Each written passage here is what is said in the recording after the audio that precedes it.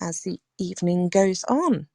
And on a side note, I am now exploring the idea that I could have ADHD as well, and I am on the waiting list to be assessed. So yeah, thank you. Awesome. I did not know that, Carly. I know that you have children or a child that has ADHD. So why don't we just go there? Tell us about your experience with autism, and then how that affects your life or how it's in your life, and then with ADHD. No, my daughters are autistic. Then they haven't got ADHD. Okay, It's gotcha. only me. Yeah, it's only me that we're looking into, and it's because of Clubhouse that it was just, Damon's rooms and you guys and stuff. It was just a bit like, okay, because I always thought ADHD was where you just couldn't sit still. You were hyper all the time. You were just fidgeting all the time. I didn't realize ADHD could be that you were hyper in your brain, in your mind, in the inability to be able to focus. And that's something I really struggle with, is the inability to be able to process things. So I have 150 billion ideas in my head, but it's putting it on paper that I really struggle with. It's the executive functioning, I guess you would call it. And it's really frustrating because I procrastinate massively as well. And yeah, it's just really difficult. And I'm learning more and more about ADHD. And as I've learned more and more, it was a bit like, okay, I could be then. Because as I say, the misconceptions are that, as I am a prime example, that people think that people with ADHD are those who have the inability to sit still, when actually it's a lot more than that. Yeah, it truly is a lot more than that. I think now that we're, in the 21st century and we are having so much more um, research and ideas that are being presented about what ADHD, neurodiversity in general is, I feel like we really do know more. And so it's hard because I feel like it's not getting out there at a fast enough pace, but we are learning so much more. And as parents, especially, I think that that's something that's super helpful. Like I was diagnosed when I was younger, but there's so much that, that we are starting to learn, and it isn't just for the hyperactive, like little boy that's physically hyperactive. There's lots of research that's showing that it's our brains that are also hyperactive, which is why ADHD and generalized anxiety disorder can often go together. So I think that that's such a good point. That it wasn't like it used to be, but we really are kind of branching out there and learning so many good things. I think it makes my mom heart and my woman heart super happy to know that our future generations are going to be empowered and educated on how they can live their life with ADHD and autism as well. I think it's 40% of those with autism also have ADHD. So I think that's kind of an interesting study that I've read. So, okay, so tell me about your children and autism. So let's keep it like as a mom, um, what things are you doing for yourself, being a mother of two autistic kids and having autism yourself? I will admit it's not easy. Both my girls were diagnosed in 2019. They are now 11 and 14, and their autism is very different. They are very different children. They present it in very different ways, and they have very different comorbidities. Um, and so juggling trying to navigate the school system and trying to get support, not so much my oldest, but for my 11-year-old. Trying to navigate support, emailing school all the time. Oh, she wants to know if this, like example, tomorrow, they're having school photos and she wants me to email to say, can they not use the flash on the camera because she won't be able to cope with it. So it's like tiny admin bits like that, trying to chase the school for support. But now I have now taken on homeschooling my 9-year-old son, because school was just not suited for him. He has high anxiety, and actually probably I would put money on it that he's probably autistic as well. And that's something that we will look into in the future, because it's very prevalent in my family, like massively. We've got lots of people who are autistic in my family. My oldest, she did come to me and say, I think I have ADHD as well. But the school were very much like, well, it's hard to differentiate between what is autism and what is ADHD. And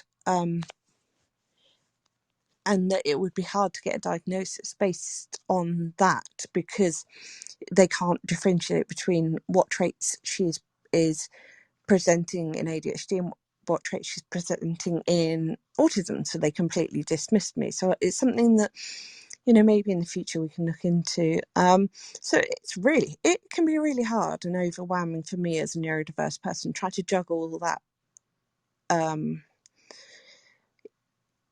trying to navigate in the neurotypical world with my needs and my children's needs. So yeah, it's hard, but it's rewarding at the same time, because I teach them to embrace their autism, and yeah.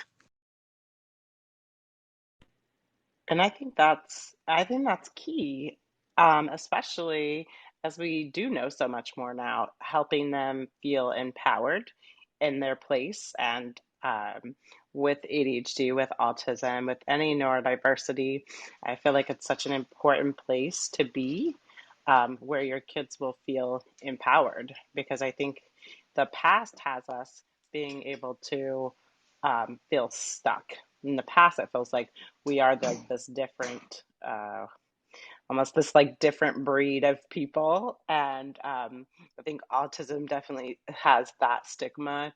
And I think it's important that as our kids grow up in this generation, that they feel empowerment. Like that's one of the things I really, really try and push, is that we are helping our kids to become who they're meant to be, and to step into their power as an ADHD, autistic in this case, like we're talking, neurodiverse, is stepping into that power. Like what works for you, Carly, what do you do like as a mom to help empower your kids with autism? um I think trying to teach them to use their qualities. Now my oldest is very artistic, so I try and get her to utilize that tool, and that, I suppose you'd call it a gift. And it's I try hard to make them not feel that it's a hindrance. It's actually, it's a positive thing. And I don't know if you saw my post on Instagram. My 11-year-old made a picture that said, society says I'm autistic, but God says I'm perfect. And that to me was just, that showed me that she has learned to embrace who she is. I have um chills, Carly. I love it. I know. It's just amazing. And they're both very, um, they're both very self-assured. They're very strong females, and are just proud of them every single day, because they own who they are.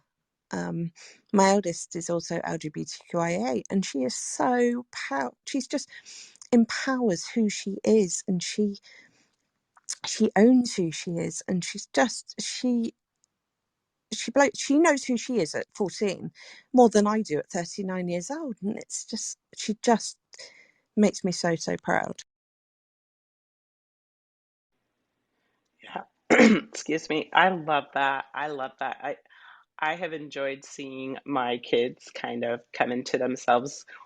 I mean, as they're constantly learning, but I have enjoyed watching them come into themselves a lot sooner than I did. It took me so much longer because um, my parents tried, but even though I was diagnosed younger, it was very difficult for them to give me what I needed. Um, I was diagnosed at 11, and I still felt like it was very difficult to get the help that I needed because there just wasn't. My mom was here this weekend and we were talking about that same thing. So Val, did you have any thoughts or comments on what Carly's been?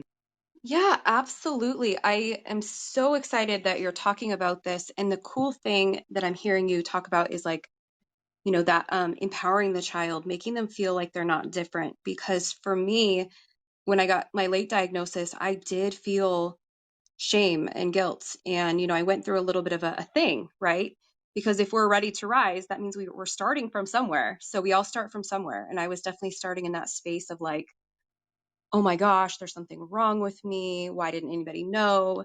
That feeling. But I'm wondering from a parent's perspective, the parent who's out there who's listening to this right now, and maybe they're thinking like, oh my gosh, my kid is ADHD and or autistic. And I'm like, holy cow, how do I do this? Did I give this to them? I've heard of the mom guilt thing, and I'm sure that that is a very real thing. But like, what would you suggest to someone who maybe is just starting out and they're like, I don't know what to do. Like, what do I do next? How do I get support? Obviously, they're here, so this is great. But what advice would you give them? When they were both diagnosed, I had 100% had very much mum guilt, guilt, the guilt of knowing, because I was diagnosed first, the guilt of knowing that genetically I had passed it to them. And I just felt this immense feeling of guilt. But it's better now. Um, it's very much like it is what it is. We are what we are, and let's embrace it.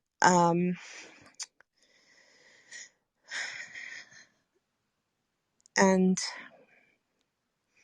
yeah, I did really struggle with that. It was really hard, but I'm very, very much pro diagnosis because, I mean, the downside to diagnosis is that you only get the support and services with a diagnosis, which is completely wrong in my opinion. There should be services for children who do identify to have those traits, but it's sadly, especially in England, things don't happen until you get a diagnosis. But I'm very much of the idea that it's important to have them diagnosed as a child, because then they will have the support throughout school.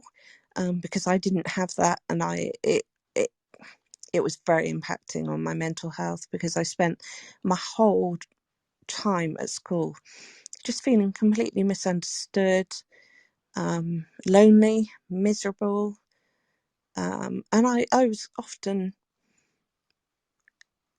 pretending I was ill so I didn't have to go to school, um, because it was like hell for me, because all people did was just pick on me or just think I was weird, and there was no support. There was no support with lessons. It was like I was just thrown in the deep end. Even the teachers would laugh at me because I was in learning support. And then even navigating my 20s, working again, not knowing who I was. And it just got to a point where they just then threw antidepressants at me. And I spent many, many years on antidepressants, feeling so incredibly miserable, because even with my own family, just that massive feeling of just nobody understanding me, and feeling completely misunderstood and ostracized and the black sheep. And when I was diagnosed, it was just like this massive light bulb moment. And right in that moment, my whole life just made sense. And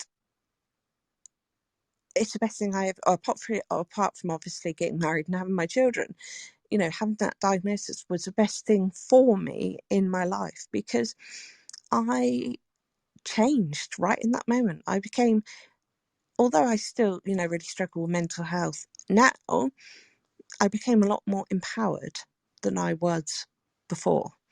It was just this massive epiphany, like, wow, okay, I suddenly understand what I am like I am. So that's why I very much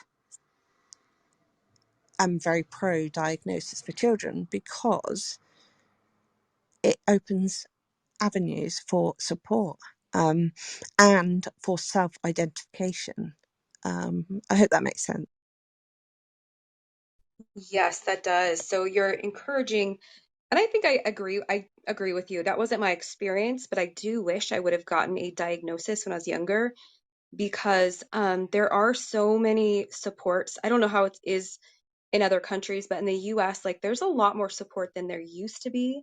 There's more education, maybe not in every place everywhere, but at least they can start working toward a solution of how to support the children like in school. There's different learning techniques and stuff you can do. So yes, that was beautiful. Thank you so much for that. Yeah, and as I was listening, I was thinking we met with my son's therapist yesterday. Oh, it was Saturday. Wow. My world got a little rocked. As the parenting coach, I won't even go into that, but it's a very interesting subject about, letting your kids feel their feelings. And oftentimes we don't recognize that we're not allowing that because we think things should be a certain way. But when we were talking about that, he has depression, and we were talking about how you can live your life. If you stop feeling and you don't have any of those feelings, that's what's causing like depression or other mental health things. And so when we can move forward, or at least be okay with where we are, we're still making progress. And what she was saying is that we can't wait to live our best lives until everything is better, right? Because we want to live our best lives where we're at, even when things are hard.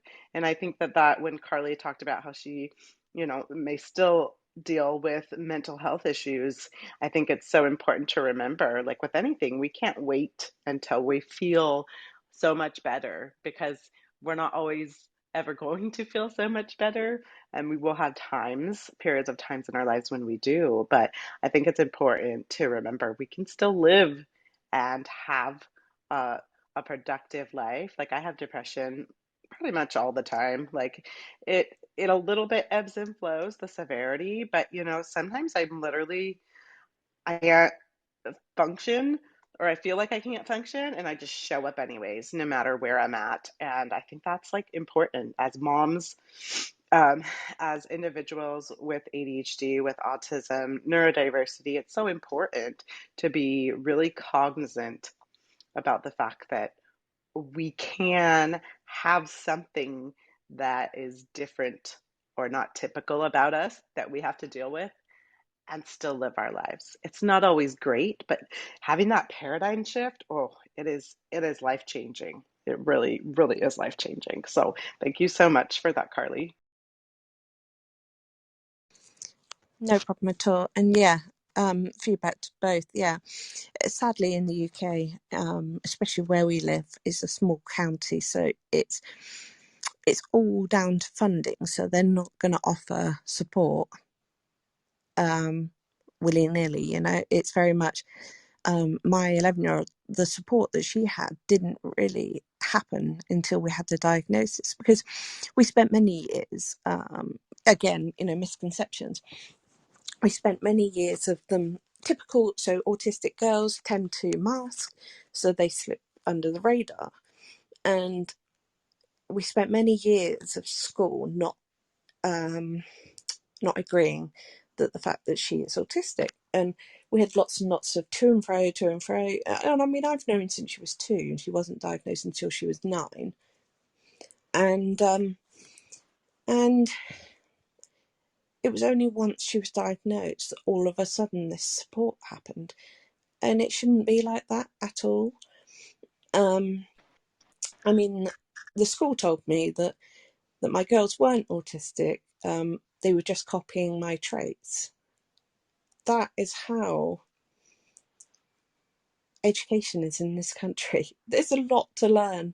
They have a lot to learn, and the misconceptions, more needs to be talked about autism and ADHD, and like I'm a prime example, thinking that ADHD was just where people were hyper all the time. And I think that we've still got a long way to go yet with advocating for these children and teaching professionals and schools the misconceptions. One being that we don't give eye contact. We absolutely do sometimes. Not everybody, but I certainly do, and I know others that do. So it's just the weighing up the myth, trying to eradicate the myths of these neurodiversities to get these children support earlier and it not be brushed under the carpet for too many years, because then these children are failed, you know. Oh, absolutely. I think that that's interesting how different countries, are producing different ideas of what the neurodiversity actually is and looks like. And, that they would say that they're just trying to like mimic what their mom does is super interesting because it happens, but I mean, it doesn't make sense, in your case at all. So, yeah, that is such a difficult thing. And thank you, Carly, so much for sharing those things because even though sometimes it's just hard, it's hard to put yourself out there.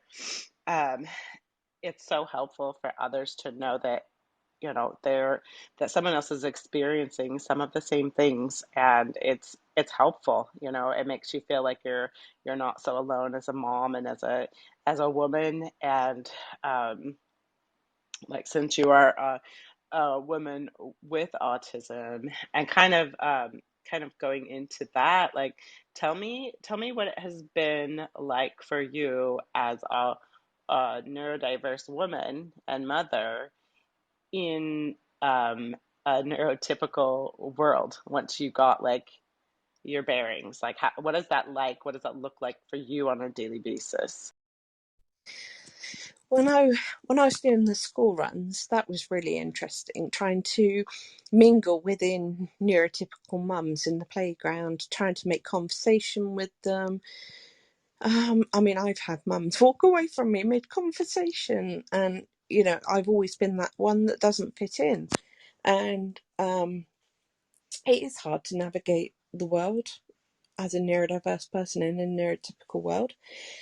And I think me finding my voice was the most important thing, because I then had that voice to stand up to people, whereas before I was always very much like a yes person, a pleaser, and I can be still like that in some terms.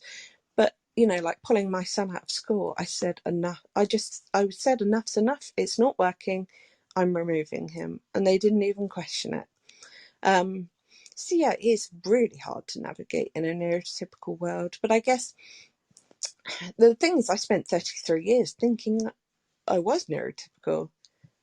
So it's only been 6 years since I was diagnosed. But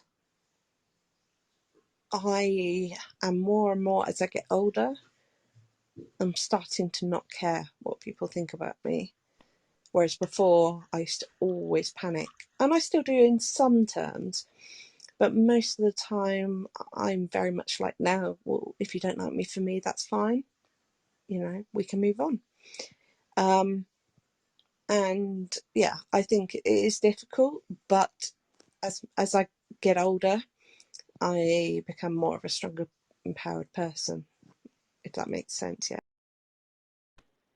Yeah, it absolutely makes sense, Carly. I love it. I love that you're feeling into your own. I had that same it was deep down. I was kind of a loud person. I had a lot of insecurities, but I never had a hard time speaking my mind. And so, even as an adult, I think it's interesting because if you look at like how you were more of a let's go with the flow, and I was like, I'm going to go against the grain. I think it's interesting that we all find, especially as we get older, that we all find that path, that works for us, that way as a person, as an individual, how that works, for us. For me, I'm very compassionate, but I'm very straightforward. I tried to say that I wasn't super blunt anymore the other day, and my entire family started laughing at me. So, I mean, I don't feel like I'm blunt because I don't think any of them knew me as a child or as a teenager. So, but I think it's so interesting because we all have our own feelings. We all have our own way that we can contribute to the world. And I think it comes at a different pace for all of us. And when we can step into that and empower ourselves and really be like Carly, like yeah, I'm sorry, like I'm not for everyone, and not really care what people think, and not in like a sassy way, like I really don't care what you think. Maybe that's how I always thought of it. But really in a way that's like it's okay for you to have an opinion and for me to be me. You know, you can be you as much as you want, and I can be me, and that's totally okay.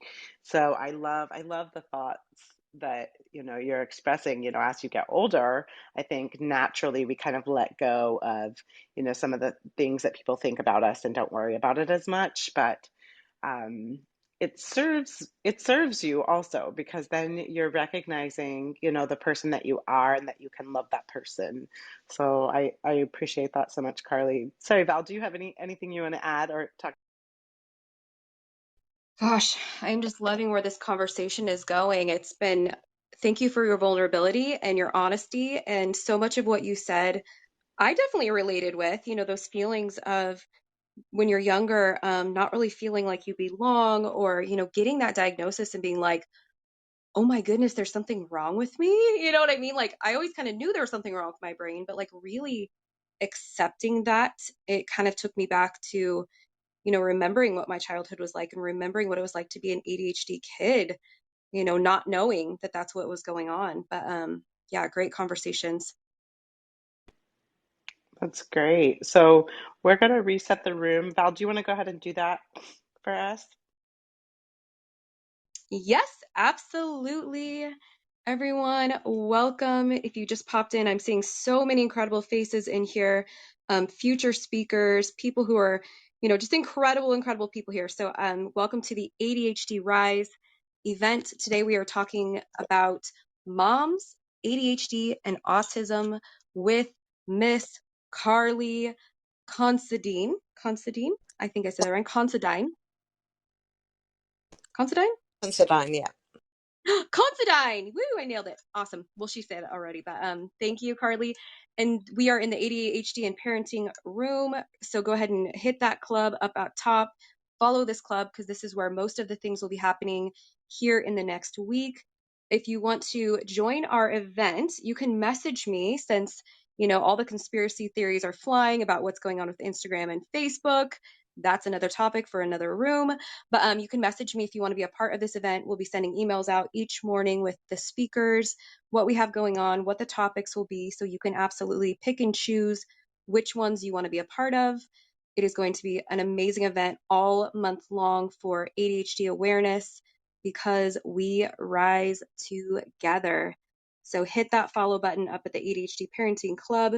And yeah, so Carly, I'm wondering, well, I guess everything's down right now, but follow Carly because she's amazing as well. And I think we want to bring some people up on stage. Yeah, If you would like to, awesome. So go ahead and raise those hands. If you would like to come up, if you have any comments or questions, we would love to. Carly can answer your questions you may have. I know there's probably a lot of parents who are dying and itching to ask her some questions. So great. Looks like we're filling the stage. All right. We'll go ahead and go in PTR order. and if I can just say something real Oh, quick. Yeah, so if you want to join the Facebook group that's for ADHD Rise, we're going to have the replays available for 24 hours on that. And if you, Val, how can they get access to the Facebook group? it's I, I can't access Facebook right now, so we can do. Oh, I that's can, true. yeah, I can put it on like my website if you guys want to. I'll email that link out to everyone who signed up so that they have access to it, or I can email the replays. We can pivot so Yeah, yeah, social media is let's do down. that. So I'll if just you email. haven't, yeah, so if you haven't signed up for ADHD Rise, then you need to go ahead and do that. It's bit.ly ADHD, all capitalized, rise. Is there a .com? No. No, you can message me if you want it. I can send it to Yes, you. It might be yes, easier. Then that's you can just easy. click. Just message one of us and we can do that for you. So if you haven't signed up, go ahead and sign up. Then you can have access to the replay because you'll get an email with a link to the replay, and we'll try and get that all set up for you. So make sure you go and sign up if you haven't already. And if you need that link, go ahead and message either Val or I. Okay, so let's turn the time over to Gayatri. Hello, Gayatri. Hello, Summer, Carly, and Val. Everyone's doing. Um, yeah, so this is an all interesting topic, especially for me right now, because as some of you know, I got my daughter diagnosed at 12 for ADHD, and well, before that, I got myself diagnosed with ADHD, but since I did my social work, I knew something was not okay with me. So um, so yeah, just like everyone else, I was like, oh, something's not wrong, something's not right. I'm not falling in place with the rest of the world, and it was really tough for me maneuvering my childhood, especially growing up with poverty and childhood trauma. My life was a mess. So it was really, really tough. I mean, really tough, and I'm still surprised how I survived. So I didn't want, obviously, I didn't want this to happen to my child. So like, come what may, I'm gonna give the best to my child. So that's why I got diagnosed, and that, I mean, I also got my daughter diagnosed, and I'm also getting help for her, like, psychiatry and therapy and whatever I can do. But I'm just thinking, like, sometimes just think all the questions, yeah, I feel like, oh, okay, now I get the sense of my life, why I was doing that, why I was doing this. But it's never enough, as a mom. I always feel like my imposter syndrome hits me a lot every day, and also my mom guilt. So I feel like, am I doing enough? Am I doing the right thing for my daughter? Like, I keep asking her every day, are you happy? Do you trust me? Am I keeping you happy and safe? I don't know why I do that, but I do that. I ask her every day because I'm I'm terrible in understanding or reading minds. Um, so I used to think like people misunderstand me a lot. I don't know for what reason, but I would always wish the best for them. But I used to always be called rude, and you know, um, I would be called all names, all kind of. So I just don't want one day to pick up and say my daughter say that or my son say that. I really want my best of my efforts to do that and make sure that they have a good life. So it is a very, very hard, I mean, tough journey. I mean, like, it's really kind of a roller coaster ride for me. Even though I am in a better and a safe place right now, I know every day I just take, every day just day one day at a time. So it's like that is helping me a lot nowadays because I have anxiety, I have CPTSD. So it's very tough for me, especially during my PMS. I'm miserable. I don't even, socialize for a week or so during my PMS, just so that I don't hurt anyone unintentionally. So yeah, I just wanted to share this out. Thank you so much for having. I'm Gayatri. I'm complete.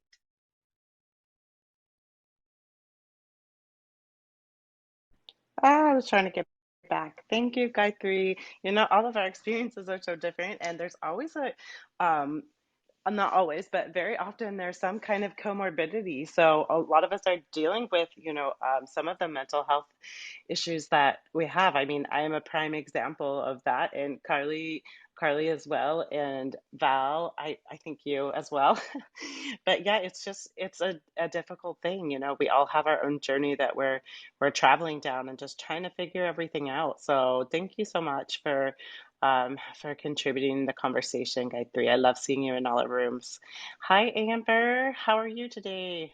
Hi, I'm doing good. Thank you guys so much for having me. I unfortunately have not gotten a diagnosis for my son. However, we have put him through speech and behavioral therapy through the state. They recently tested him, and I believe he was at moderate risk, which I have no idea what any of that means because I'm a first-time mom and I have no idea. I don't have anybody in my family that's neurodivergent. I experience really bad mental health as well and really bad anxiety, and I'm a full-time stay-at-home mom. My son is 2. He's not talking that much. He headbangs. He understands like basic tasks and stuff like that, but unfortunately he's just not talking at the same level as other kids. So that's why we're going through therapy. And I was hoping that you guys maybe have some recommendations on what to do during temper tantrums. It makes my anxiety like super horrible, and I just love all of the feedback and input that I can get to try to like help him the best way I possibly can. I mean, it's gotten so bad that at nighttime when he doesn't want to go to sleep, he gets out of his room and he bangs his head in the wall, and there's currently a hole in my wall now. So it's definitely starting to eat at me. Nobody wants to see their child get hurt. He has bruises on his forehead and stuff. We've talked to the doctors about getting a helmet for him and things like that. But I just kind of wanted some mom insight on things that I could possibly do to help that oversensory kind of issue that he's been having. So firstly, do you think he's autistic or ADHD? My husband has really bad ADHD, and I do feel like it's a sensory issue with ADHD, but he has also shown a lot of stereotypical signs of having autism. So it's very, very difficult because I don't have anybody like that in my life to kind of know. I'm going based off of Google, and that's really not a big help.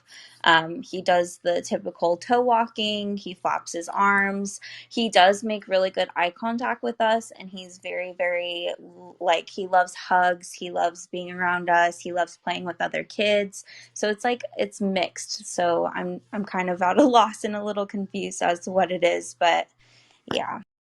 Yeah, see, this is the thing. ADHD and autism, they have lots of overlaps of traits, so it's difficult sometimes to differentiate. The head banging and the tiptoes are I would say moderately common in especially boys. And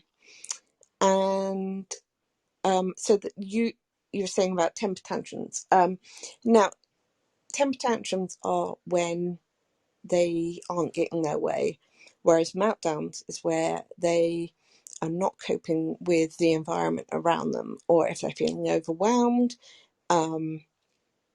and they can't cope with it. So the way they deal with it is to have a meltdown. And a meltdown is not bad behavior, it's just they don't understand how to navigate this situation right now, and they're not coping, and they're feeling incredibly overwhelmed. I think it's one of those, with meltdowns, it's one of the things you've just got to ride and just stay calm, talk to him on his level. Because what I find with mine is if I shout, they shout. So there's no point at all. So it's just allowing them to self-regulate, and then maybe just then give him a hug. But if he's not coping, then it's definitely not a temper tantrum. It's a meltdown. And the head banging is another indication of not coping. And sensory, I mean, I'm not an expert on sensory. Things like hypersensitive hearing, or heightened sense of smell, or sensory in clothing, or likes to chew on things, or like my 11-year-old used to like spinning manically. Does all this resonate with you at all? Yes, definitely. And that's another thing that was shared with my therapist as well, because the therapy is mainly to help me learn how to parent him rather than them watching him play and do stuff like that. When they did the evaluation, that's what it was. But yes, the spinning round and round, having to do things routinely every day. If his routine's messed up, he gets really, really upset, especially a mixture of both tantrums as well as meltdowns. as of late he's been sick with a cold. So I think a lot of that is just stemming from not feeling well, and it's just making it too much for him. So yeah, it definitely resonates with me. And the other thing is, if he's got speech problems, he's going to feel frustrated that he can't express how he's feeling because he can't verbally do that. And it is frustrating. You do have a point of just like, oh, I can't do this anymore. I've had enough. But it's difficult. You can't parent a neurodiverse child the same way as you can a neurotypical child.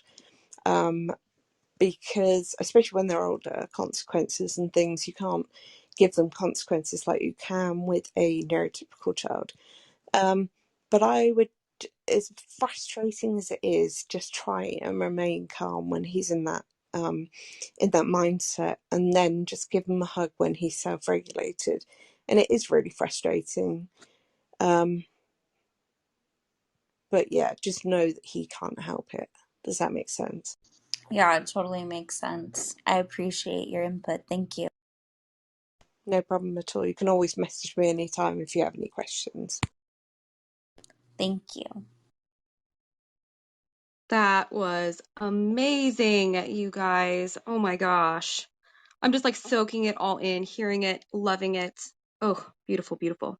And I know people are getting a ton of value out of that. So thank you so much, Carly, for your generosity and for just pouring into that situation as well. All right. Up next, we have Karina. Hello, beautiful girl. Hi guys. I just wanted to just come up because I did really love everything that I was hearing. And to support you wonderful ladies, but most especially my lovely sister Carly. I think all the advice you just gave Amber is literally like spot on. That's exactly what I was gonna say. It's so great to like kind of, for me personally as an autistic adult, and I also have ADHD as well. I wouldn't say I wasn't necessarily parented in the correct way, but I'd say I wasn't necessarily parented with the level of awareness that I like very much needed. And I definitely think like your child knowing what to expect from you when they are going to melt down. I know it can be like a really hard situation for the parents involved as well, but just knowing what they can expect from you, and just knowing that there's no huge expectation on them to kind of like do anything else or verbalize or carry on going or anything like that, that you just kind of will just give them a moment, and also like you kind of get on the same level as them. And I find like sitting next to them as well can be really comforting, because I find it can be quite intimidating, like someone kind of sitting like directly in front of me and like me having to look them not necessarily in the eye, but still that feeling like body wise. I do kind of appreciate like kind of that side to side contact. But I just kind of wanted to kind of just say that like you guys are really, really awesome. And I do definitely think that the rooms you do are super, super important. Now more than ever, as an autistic adult, now that I'm coming to understand everything about myself, I just definitely feel like the feelings I'm experiencing at the moment are like quite severe burnout, just from kind of just going and going and going and kind of pushing myself like beyond my limits, and always having like mini burnouts and meltdowns. But now I kind of see that I can't really go on kind of thing. I can't really do the skills that I used to have and everything like that. So I think it's kind of a case of like being excessively burnt out. So I'm just wondering, on a smaller scale, I hope to God that your children haven't experienced the burnout to the level that I'm experiencing it. But I was wondering, on a smaller scale, any advice potentially you had for like kind of signs that your children were getting burnt out, and then also as well like kind of how you kind of resolve that in like more the early stages, because often I find that in these parent rooms you don't grow out of autism, as a lot as you guys do know who are in this room, and like often I find that the same advice that you guys give as parents is literally spot on and always very relevant to me still, as an adult. So I think that would be great, and for those in the audience too. So with me, mine have and I tell the secondary school that they're in, they have once every while, it's not very often with my oldest, but they have something what I call a mental health day, which means they don't go to school and they use a day to self-regulate and to build their spoons again, because we all use our spoons every day very quickly, and usually by mid-morning we're all out of spoons and we are exhausted. And I don't know about you, but it's this time of night, so it's 10:20 p.m. here. That's when I suddenly go, ding, I'm wide awake, you're not going to sleep. you know. I was gonna ask about that, but I thought you had a really good sleep hygiene, so I thought it was pointless. That actually was my more important question, but I'll let you. It's literally like in the morning, like, oh my God, I've got to get up, can't cope. Have a shower, a couple of hours of like, yeah, I can do this day.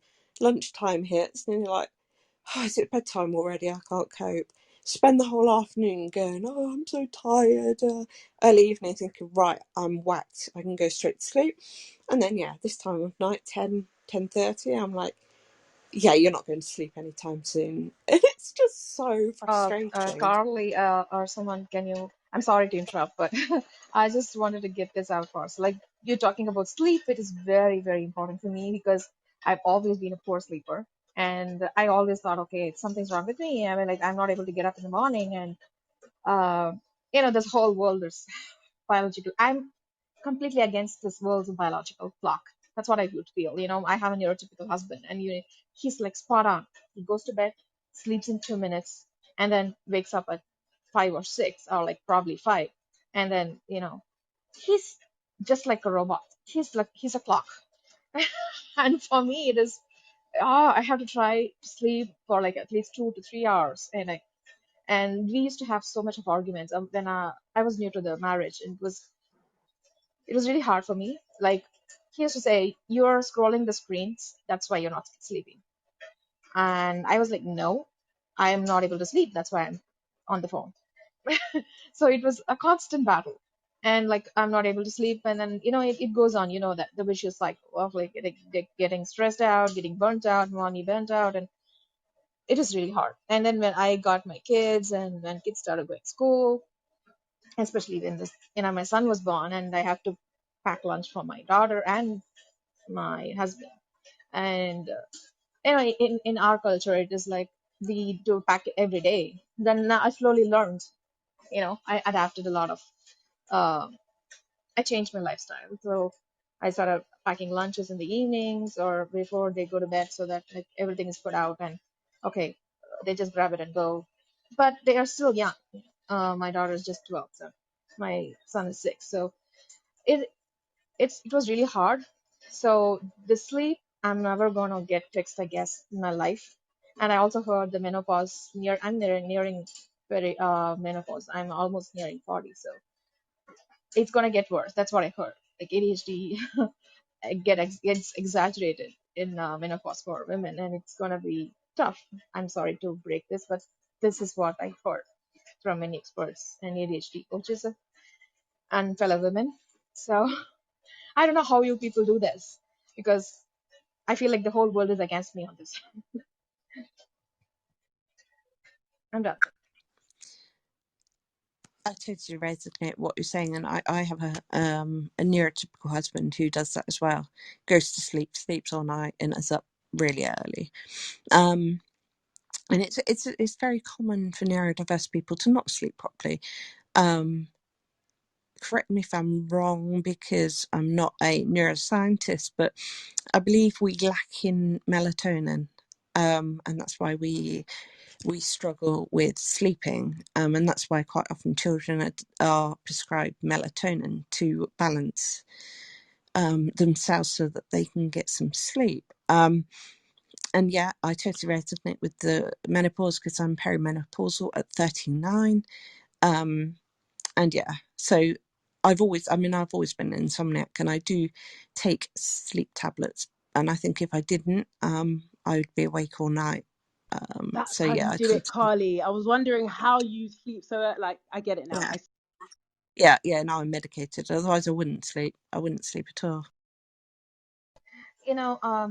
I was prescribed medications. I tried it, but it makes me super drowsy in the mornings. I'm like, I can't keep my eyes open. It was so hard, and it was like, no, I'm already drowsy in the mornings. It's really hard for me to navigate through the day. So I'm not gonna put this on me. And melatonin, I've been trying melatonin since more than 6 years now, and it's stopped working. Probably it gave up on me. Um, and yeah, the sleep medications, it doesn't work. Sometimes when I'm really having bad anxiety or anxiety attacks, I do get some anxiety medications which I'm prescribed. So That helps me sleep. But otherwise, if I take sleep medications, like I either sleep 4 hours and wake up and I'm really sleepy throughout the day, or I don't sleep well at all. I don't know. My metabolism is completely, you know, fired up, I guess. In this country, sadly, melatonin is only prescription only. You can't buy it over the counter at all. And the only people for children who can prescribe it, I believe, is the only people are pediatricians. And it's not always so easy to get it. There's lots of questions before, sleep clinics. Are you doing this? Are you doing that? Are you turning tellies off? Are you putting them to bed at a certain time? So there's lots of avenues before they give you melatonin. And I believe in America you can just, I think you can buy it over the counter, can't you? Yeah, okay. So yeah, it's really difficult to get melatonin here. And this is the thing, I've asked for melatonin, and to me, I'd rather take melatonin than, and I'm not ashamed to admit, I take amitriptyline to help me sleep. And I think I'd rather melatonin than that, but the system's just all very upside down. But yeah, sleep is definitely a big struggle within the neurodiverse community. So did that help at all, Karina? And actually, the burnout question, it's recognizing that you are burning out. You're recognizing that you're overdoing it, and like I said earlier in another room, it's very much do a bit, little bit, do a bit, leave a bit, do a bit, leave a bit. And otherwise it'll just seem like a massive mountain. You'll feel overwhelmed and you'll feel burned out. So, and I know it's really hard for you because obviously you are a medical student, and you're working towards becoming a junior doctor, and you've got lots of work in the hospital as well. So it's just knowing your limits and knowing when you are at home. Like, the weekend you just slept, didn't you? Because you were completely burnt out by working at the hospital and studying and running a house and doing 50,000 clubhouse rooms. And I think the weekend your body just went, right, okay, I need to regulate now. So it's just trying to find the warning signs before it gets to that stage. Yeah, I totally agree. I think it's really bad. Like I've definitely worked through a lot of that, but I think I'm still kind of ashamed about like kind of how little I can manage, if that makes sense. But I do need to just kind of just deal with that. But I'm definitely a lot better at it than I used to be. But still, there is that because yeah, my capacity is not as much as it used to be. But thanks so much, Carl. Definitely helped on both fronts, the burnout and the sleep question. That's so good that you mentioned that, Carly. I want to circle back for a moment that, that whole like sleeping issue. That's actually how I discovered I had ADHD when like my late diagnosis. Someone thought I was going through perimenopause because I wasn't sleeping. I was having like night sweats. And so I went to get checked out at the doctor, and yeah, so that's 100% how I got diagnosed with ADHD, was that I wasn't sleeping, and all the crazy things that come with that. So thank you for talking about that. Great topic. Miss Belinda. Hello, sassy mama. Belinda. Hello, I'm so happy to my son wanted to say something real quick. This is Mr. B. Hi, Miss Carly. Hi. Hi, Mr. B. Hope you had a good day at school and you're doing well. Thank you for giving my mother good advice. Oh, always. I always will. Yeah, and yeah, I always will. So thank you, Mr. B. You have an amazing mum there, and I'm privileged to know her. He was just saying to me, "Why are you crying, Mom? Are you crying?"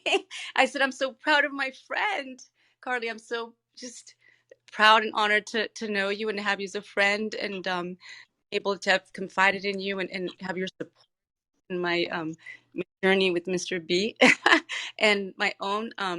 I got a referral to a neuropsychologist. I know Agatha had given me some advice on that, but yeah, my therapist was telling me that yeah, you definitely have ADHD.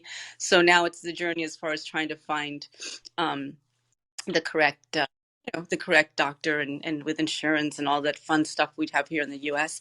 I did want to tell Gayatri that I had surgically induced, I had a partial hysterectomy in 2020. And that was following the car accident. They decided that that's what I needed to be done. And on the positive note, that was a cure for adenomyosis and I didn't know I had, which was causing a lot of pelvic pain. But I am a very emotional person, Gayatri. I know everybody here knows how emotional I am. I will say though, now this is just based on my therapist telling me that she believes, well, my therapist, my neurotypical husband, my whole family, and myself, but again, not formally diagnosed. I, after the hysterectomy, I noticed the fluctuation of uh, highs and lows as far as, 1 minute I'd be really, really angry. 1 minute I'd be weeping.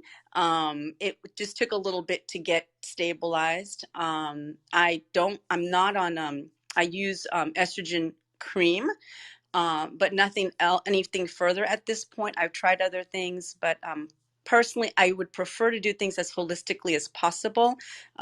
Because of my size, medication is rough. But Gayatri, I just want to tell you that don't worry. When it happens, and you'll have support, but I don't want it to be a thing that you fear. Because on a plus side, you know, Oh, Belinda, thank you so much. I'm sorry for interrupting again. The main hysterectomy actually um, sinks a lot for me. I mean, brings up a lot of memories because my mom had a hysterectomy and my mom's sister had breast cancer. So I freaked out when my mom's sister got diagnosed, and it was really hard for me. I have a small lump in my armpit, and then I get it checked out every year. And it's since I'm gaining more fat in my body, it's gonna. I know it's gonna keep growing, and though my doctors confirm that to me every year, I have that anxiety every day, and I can't afford to lose this life because I just started living, and it looks like, oh my God, what's happening now? It's I sometimes I'm really anxious that what if you know I don't have much years left. I'm sorry, I'm sounding really dark, but this is what goes in my brain every day because I haven't as such started living a life which I suppose living as a child. So yeah, I am very scared about that. So just listening to that word was like really really uh yep. I wouldn't say triggered, but this is my life every day. I am anxious about my health, about my life. I have anxiety, and it's hard. I'm managing it, but really hard. And after hearing that ADHD it gets worse in menopause, it was like, oh my goodness, there we go again. So I'm sorry to break anyone's spirits here, but this is me. This is me. Thank you so much. I guess it's because I'm living it at the moment. Because I'm 49. My mom hit menopause at 50, and Gayatri, I always try to look at the brighter side of things. I both grandmothers had and breast cancer. I currently have 3 spots on my left breast that we're looking at. This happened before, also. And I'm here to hold your hand, my sister, through this. But I always, I'm very anxious. Right now, I'm masking heavily, trying to keep it calm because it's about Carly. But I mean, there's a lot of challenges, and especially with family history. Of especially when you're talking about cancer. My mother had a hysterectomy. I mean, every person is unique, but with with this ADHD pending diagnosis, I'm not gonna lie, I have highs and lows, and that's definitely hormones. But if you work with your doctor and have support like we found here amongst these amazing women and men, um, I think it's gonna be, you will rise to the occasion. Oh, hey, there you go, rise. But you will, Gayatri. I can assure you. And I think that the anxiety holding on to it, and it takes work, it really takes work to not have it, because I 100% understand, 100%. But when I go get my breast checked, this coming up, I can't you know, living like that, you know, it's rough, and it's so I just, you know, we can back channel, but Oh, I yeah, and I'm really sorry if I've triggered any of your anxiety or no, anybody's anxiety. darling, It doesn't, I didn't mean that, but I got don't it. know. Like, I'm in my PMS and I'm sorry. Thank you for hearing me out, though. Thank you so much, Belinda. I love you. Oh, I love, Mhm. thank you. I'm loving all the connections that get made here. I love that. That's awesome. So, so great. I love that you guys can share and connect. And it sounds like that would be a good room to have. So, there's also an ADHD Moms Club that I talked to.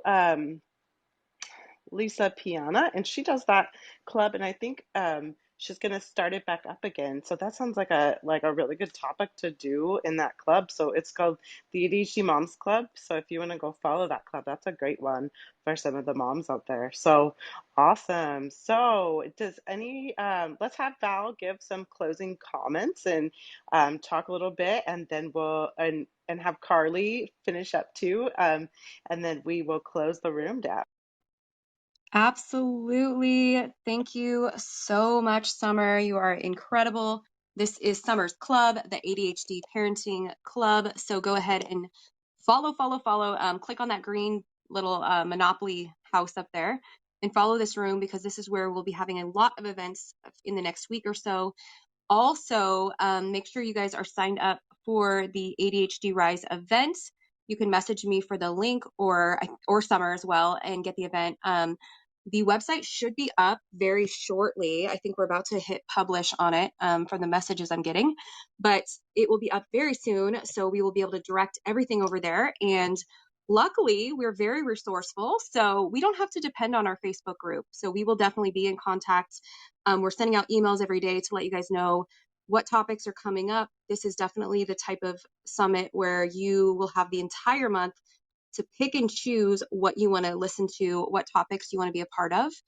And I just want to thank you, Carly, so much. This has been, oh my gosh, I'm just sitting back listening to the vulnerability, the connection, the realness, the rawness. And like, there's not a lot of places in the world where we get to do that. So the fact that, you know, you sourced that today, you created that experience for all of us is absolutely beautiful. And I'm curious to know if people want to get a hold of you, what is the best way to get a hold of you here, Instagram, whenever it comes back? Like, what's Yeah, definitely here or Instagram when eventually it comes back. But yeah, either of those are perfect. Bryce wanted to know where he can listen back. Could you share with how he would be able to hear it? Sure. Oh, for the replay. Yes, absolutely. So I can message you the link here. And then if you sign up for that, we will be emailing out the replay, or putting it in a group, depending on what our executive decision is. I will send you the link right now, Bryce. Thank you very Perfect. much. There you Can I just say what an incredible woman, and honestly, and just an incredible person Carly is. Honestly, she's shown nothing but just incredible compassion and just unbelievable amounts of just courage and honestly, I just cannot put into words the friendship I've made with Carly on this app. And I just want to say a huge thank you to Carly for this. And honestly, I'm so excited to listen back to her incredible interview. And just want to say that honestly, coming from an outsider's point of view here, is that Carly is genuinely an incredible human being. And I really just want to add that kudos and respect to this discussion. Thank you very much. Thank you so go. much, Bryce. Aw, that melts my heart. Thank you. And I was going to say, it looks like if you guys are wanting to sign up, you can go to valnichols.com/ADHD Rise. That is up right now. And we will get you all of the information you need. So that's valnichols.com/ADHD Rise. And you can sign up for the event and get all of the juicy details as well. So we are going to be shutting down the room here in a moment. We do have events every single day, Monday through Friday, where we are going to be live. We are going to be having amazing, incredible topics just like this one. And there's a little bit of something for everyone. So definitely join in. Thank you for being here today, you guys. This has been amazing. And Carly, do you have anything else that you would like to add or say to the audience as well? One thing I will say is for parents and for autistic and ADHD adults is definitely find your tribe, because there are people that don't understand and won't resonate with you. So find your tribe, people who understand you, who support you, and who get you. And I think, parents resonate with other parents with SEN children. So in England, we call it SEN, special educational needs. And definitely find your tribe. Find the people that understand and support. Facebook groups for parents of SEN children are so valuable, and you learn much more on there from parents and from neurodiverse people yourself than any textbook ever. And yeah, definitely reach out to autistic adults, because we have a voice that we can share with the world, and we know firsthand what it's like to be autistic. Definitely reach out to autistic people. And there is a Facebook called I think I can't remember what it's called, but it is only so neurotypicals and parents and stuff can ask questions, and only autistic adults can answer. And yeah, I think we have a voice for this world, and we should embrace that and help where we can. So yeah, thank you. Yay. Oh my gosh. You are, I could just listen to you all day. You're so calming, and the way you describe things is so beautiful. So thank you so much, Carly. My heart is just full. Oh my goodness. My heart is full. I'm so full of gratitude for you and for everyone that was here. Thank you, everyone who contributed. Even if you didn't, if you didn't speak up, you being here and sourcing the energy and, being a part of this event. We are rising together, because when you rise, I rise, and we rise together. That is why we are the ADHD Rise clan. Welcome to the tribe of these misfit toys. We love you guys so, so much. Summer, do you have anything else you'd like to share? No, just that I'm glad everyone's here, and we hope to see you tomorrow morning in the ADHD parenting room for our next speaker. And we're super excited to have them here. Okay, let me look real quick on our schedule. Who is the next speaker? It's Vandy Flake. Yes. Oh, she was just Okay. in Yeah, here. She was just in here. she was. Um, so yeah, Vandy will be here. Awesome. Okay, everyone, thank you so much for being here. Make sure you go ahead and sign up at the bit dot, or no, we can go to your website now, right, Yeah, you can do Val? Val Nichols. So if you look at the way I spell my name, Val Nichols /ADHD Rise. Fantastic. Awesome. Okay, everyone. Bye-bye.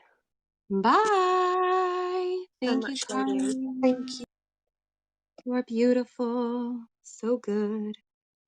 Have an amazing day, everyone. Bedtime now. It's 11:15.